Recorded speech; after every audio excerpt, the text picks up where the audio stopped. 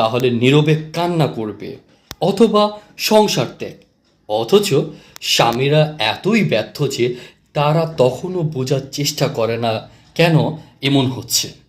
তাই আপনার ভুলের জন্য একটা মেয়ের মানসিক কষ্ট একা দিনের পর দিন সহ্য করতে দেওয়া অন্যায়। তাই নিজে স্ত্রীকে ভালো রাখুন। স্বামী স্ত্রীর সম্পর্ক তো আল্লাহর দেয়া নেয়ামত, আর আল্লাহর কোনো বান্দাকে কষ্ট দিলে আল্লাহ পাক কষ্ট পান। এখনই সময় নিজের স্ত্রীকে জিজ্ঞাসা করুন, তার ভেতরের কষ্ট বের করে আনুন। নিজের মাকে কষ্ট দিলে মা যদি মন থেকে কষ্ট পেয়ে যায়, মনে রাখবেন আপনার স্ত্রী ও আপনার বাচ্চার মা এবং আপনার শেষ জীবনের সঙ্গী ঐশীমণি।